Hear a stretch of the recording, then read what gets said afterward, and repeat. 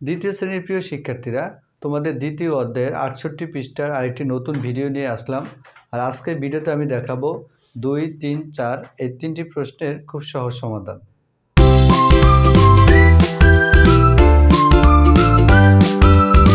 Hello guys, তোমাদের দ্বিতীয় অধ্যায়ের যোগ ও বিয়োগের অধ্যায়ের ৬৮ পৃষ্ঠার প্রথম ৩টা অঙ্ক আজকের ভিডিওতে আমি দেখাবো। তাই আশা করছি ভিডিওটি যাদের প্রয়োজন না টেনে প্রথম থেকে শেষ পর্যন্ত আমার সাথে থাকবে। এখানে তোমাদের ২ নম্বর যে প্রশ্নটা ছিল, প্রশ্নের অঙ্ক এগুলো। শ্যামল ৩৮৫ টাকা নিয়ে বাজারে গেল, সে ২৫৩ টাকা খরচ করলো, তার কাছে কত টাকা থাকলো? তো এই অঙ্কটা একটা বিয়োগের অঙ্ক। সেটা কিভাবে বুঝবে দেখো, শ্যামল ৩৮৫ টাকা নিয়ে বাজারে গেল, সে ২৫৩ টাকা খরচ করলো। তো আমরা জানি খরচ করলে কমে, আর কমলে বিয়োগ করতে হয়। তাহলে যেই টাকাটা নিয়ে সে বাজারে গেছে সেখান থেকে খরচটা বাদ দিলে বাকি টাকাটা তার কাছে থেকে যায়। তাহলে অঙ্কটা আমরা কীভাবে শুরু করব? আমরা লিখব শ্যামল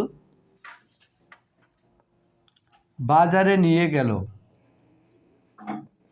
বাজারে নিয়ে গেল সমান ৩৮৫ টাকা, ৩৮৫ টাকা। এখন শ্যামল খরচ করলো, শ্যামল খরচ করলো কত টাকা খরচ করলো? ২৫৩ টাকা খরচ করলো। তো আমরা এখানে লিখব ২৫৩ টাকা।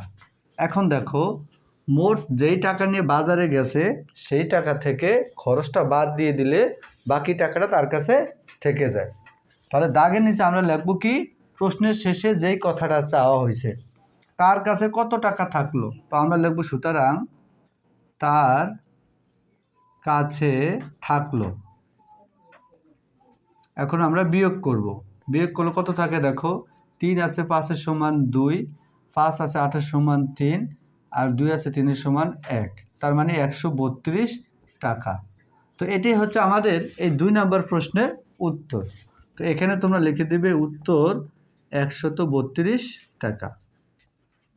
প্রিয় শিক্ষার্থীরা, আশা করছি তোমরা এই ২ নম্বর প্রশ্নটার উত্তর খুব সহজভাবে বুঝতে পেরেছ।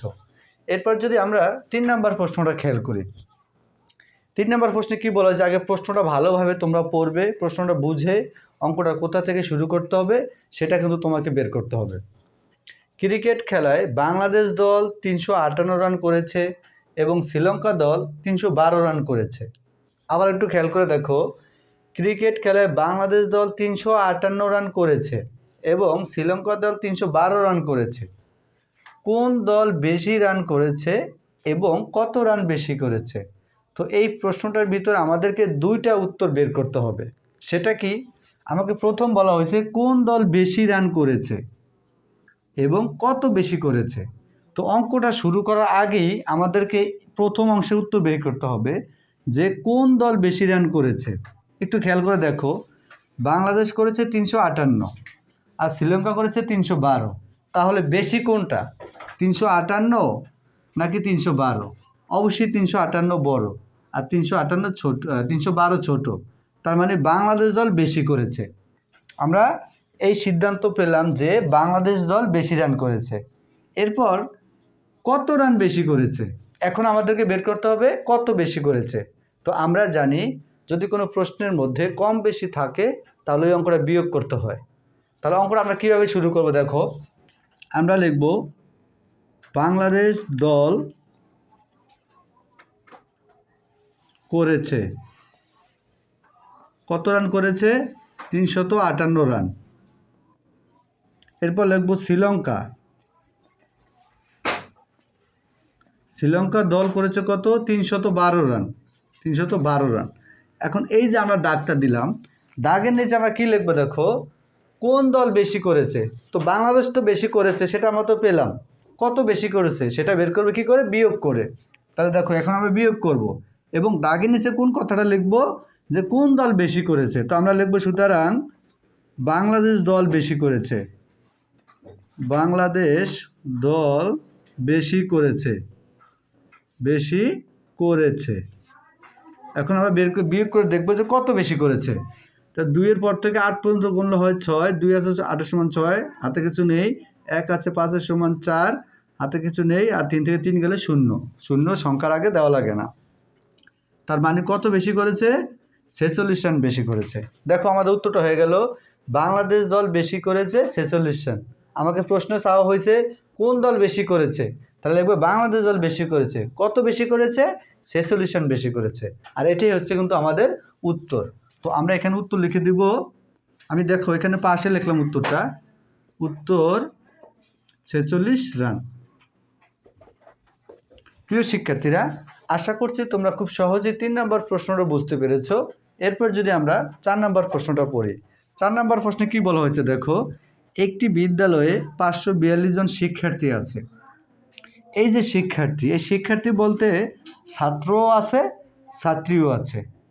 একটি বিদ্যালয়ে 542 জন শিক্ষার্থী আছে, তার মানে ছেলে এবং মেয়ে উভয় মিলে শিক্ষার্থী। এরা আছে কত? 542 জন।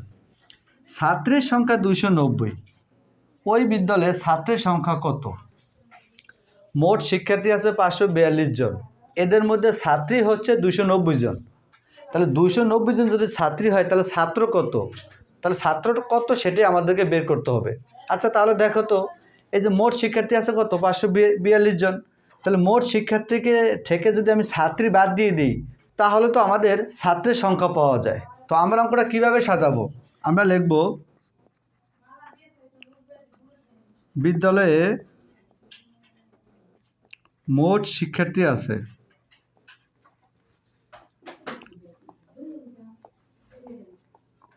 542 জন। এই 542 জন শিক্ষার্থীর মধ্যে ছাত্রী আছে 290 জন। তো আমরা লিখব ছাত্রীর সংখ্যা সমান কত? 290 জন। তাহলে আমাদের বের করতে হবে ছাত্র কত। তো দাগের নিচে আমরা লিখব, সুতরাং ছাত্র আছে। দেখো এবার মোট শিক্ষার্থী থেকে বিদ্যালয়ে যে মোট শিক্ষার্থী আছে সেটা হচ্ছে 542 জন। আচ্ছা মোট শিক্ষার্থী বলতে আমরা বুঝি ছাত্র এবং ছাত্রী উভয় মিলেই মোট শিক্ষার্থী। তাহলে মোট শিক্ষার্থী থেকে যদি ছাত্রীটা সরাইয়া ফেলি তাহলে থাকে কারা? ছাত্ররা থাকে। তাহলে সেটাই কিন্তু আমাদেরকে বের করতে হবে। তো আমরা লিখব সুতরাং ছাত্র আছে। এখন আমরা বিয়োগ করব, 2-এর 2, 9 আছে 14 সমান 5, হাত আছে 1, 2-এর 1 3, 3 আছে 5-এর সমান 2, তার মানে 252 জন ছাত্র। তো এটাই হচ্ছে আমাদের উত্তর। তো আমরা এখন লিখব উত্তর ছাত্র আছে 252 জন। প্রিয় শিক্ষার্থীরা, আশা করছি তোমাদের এই 68 পৃষ্ঠার আজকের এই প্রথম পর্বে 2, 3, 4 এই 3টি প্রশ্নের অঙ্ক খুব সহজভাবে বুঝতে পেরেছো। আবার তোমাদের সাথে দেখা হবে এর পরবর্তী 3টি সমস্যা নিয়ে। যদি আমার ক্লাসগুলো তোমাদের ভালো লাগে তাহলে অবশ্যই সবাই লাইক, কমেন্ট, শেয়ার এবং সাবস্ক্রাইব করে আমার চ্যানেলটির সাথে থাকবে। ধন্যবাদ সবাইকে।